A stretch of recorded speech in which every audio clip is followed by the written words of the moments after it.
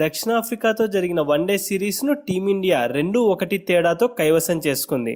Series decider అయిన మూడవ వన్డేలో టీమిండియా ఆల్రౌండ్ ప్రదర్శనతో అదరగొట్టింది. చాలా టాలెంట్ ఉన్న సంజు శాంసన్ ఎంతో కాలంగా మ్యాచ్ విన్నింగ్ ఇన్నింగ్స్ ఆడి తన సత్తా చాటాలని కలలు కన్నాడు.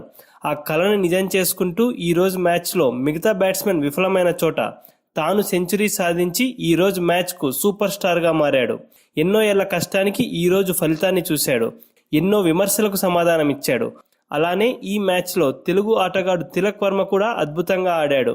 ఇక ఆ తర్వాత రెండో ఇన్నింగ్స్లో హర్షదీప్ సుందర్ సూపర్ బౌలింగ్, సాయి సుదర్శన్ కళ్ళు చెదిరే క్యాచ్, కేఎల్ రాహుల్ అద్భుత కెప్టెన్సీ టీమిండియాను 78 పరుగుల తేడాతో గెలిచేలా చేశాయి.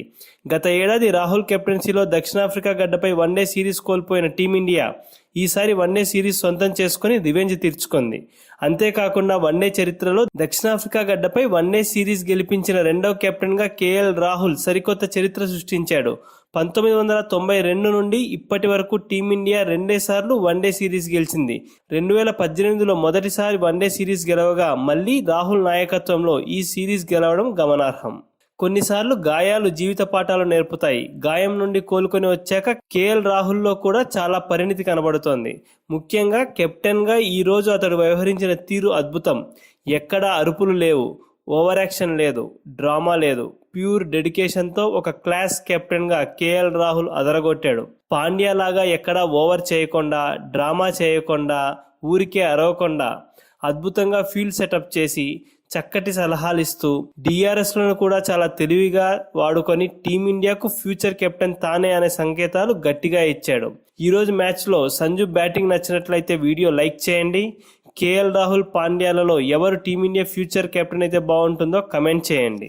ఈరోజు మ్యాచ్ హైలైట్స్ విషయానికి వస్తే టాస్ గెలిచిన దక్షిణాఫ్రికా జట్టు ఫీల్డింగ్ ఎంచుకుంది. భారత బ్యాటింగ్ ఇన్నింగ్స్ విశేషాలు చూసినట్లయితే ఈ మ్యాచ్లో భారత ఓపెనర్లుగా రజత్ పాటీదార్, సాయి సుదర్శన్ ఇన్నింగ్స్ ప్రారంభించారు. పాటీదార్ దూకుడుగా ఇన్నింగ్స్ ప్రారంభించినప్పటికీ ఆరంభాన్ని భారీ స్కోరుగా మలచలేకపోయాడు. ఇక ముందు 2 మ్యాచ్ల్లో దూకుడుగా ఆడిన సాయి సుదర్శన్ ఈ మ్యాచ్లో ఎందుకో నెమ్మదించాడు.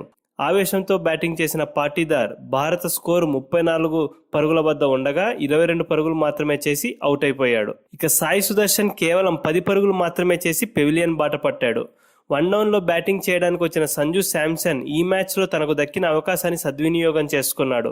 రెండో మ్యాచ్లో విఫలమైన సంజు ఈ మ్యాచ్లో కూడా విఫలమైతే అవకాశం ఇచ్చిన సంజు వేస్ట్ చేసుకుంటున్నాడు అనే అపవాదు అతని మీద పడేది. కానీ ఆ విమర్శలకు అవకాశం ఇవ్వకుండా సంజు ఈ మ్యాచ్లో సెంచరీతో కదం తొక్కాడు. అనవసరమైన తప్పిదాలు చేయకుండా సంయమనంతో బ్యాటింగ్ చేస్తూ చాలా ఓపిక్గా ఆడాడు. తన ఇన్నింగ్స్ను ఒక శిల్పిలాగా చెక్కి టీమిండియా భారీ స్కోర్ చేయడానికి కారణమయ్యాడు. కొద్దిసేపు సంజుకి అండగా నిలిచిన కెప్టెన్ కేఎల్ రాహుల్ కేవలం 21 పరుగులు మాత్రమే చేసి అవుట్ అయిపోయాడు. ఆ తర్వాత వచ్చిన తిలక్ వర్మ సంజు శాంసన్తో కలిసి చక్కటి భాగస్వామ్యం నెలకొల్పాడు. వీరిద్దరూ కలిసి 5వ వికెట్కు 116 పరుగుల భాగస్వామ్యం నెలకొల్పడం మాత్రమే కాదు, తిలక్ వర్మ వన్డేల్లో తొలి అర్ధ సెంచరీని నమోదు చేసి 52 పరుగుల వద్ద అవుట్ అయ్యాడు. ఒకవైపు వికెట్లు పడుతున్న సంజు మాత్రం పట్టు వదలని విక్రమార్కుడిలా సూపర్ బ్యాటింగ్తో సెంచరీ చేసి సమరశంఖం పూరించాడు. టీమిండియా స్కోరును పరుగులు పెట్టిస్తూ తన వన్డే కెరీర్లో అత్యధిక స్కోరు నమోదు చేయడమే కాకుండా తొలి సెంచరీని కూడా అందుకున్నాడు. 108 పరుగులు చేసి అవుట్ అయ్యాడు. ప్రతికూల పరిస్థితుల్లో సంజు శాంసన్ జట్టు కోసం నిలబడిన తీరు ప్రేక్షకులను లేచి నిలబడి చప్పట్లు కొట్టేలా చేసింది.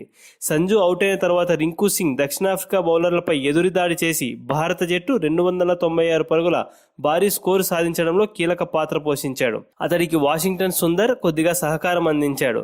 రింకు సింగ్ 140 స్ట్రైక్ రేట్తో 38 పరుగులు చేయగా వాషింగ్టన్ సుందర్ 14 పరుగులు చేశాడు.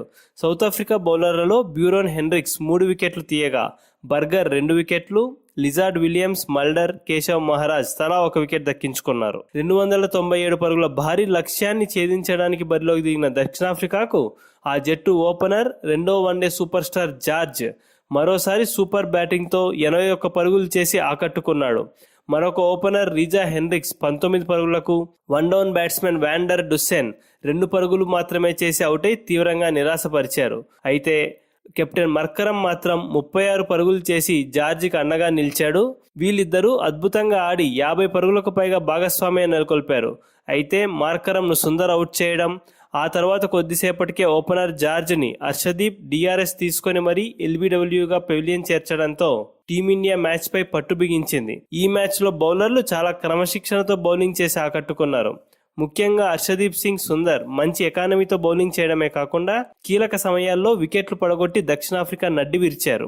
ఇక చివర్లో దక్షిణాఫ్రికా బ్యాట్స్మెన్ కొద్దిసేపు పోరాడినప్పటికీ చేయాల్సిన స్కోర్ ఎక్కువగా ఉండడం, ప్రొఫెషనల్ బ్యాట్స్మెన్ అందరూ పెవిలియన్ చేరడంతో దక్షిణాఫ్రికా ఓటమి, ఇండియా గెలుపు ఖాయమయ్యాయి. టీమిండియా బౌలర్లలో హర్షదీప్ 4 వికెట్లు పడగొట్టగా ఆవేష్ ఖాన్, సుందర్ చెరొక 2 వికెట్లు, ముఖేష్ కుమార్, అక్షర్ పటేల్ చెరొక వికెట్ దక్కించుకున్నారు.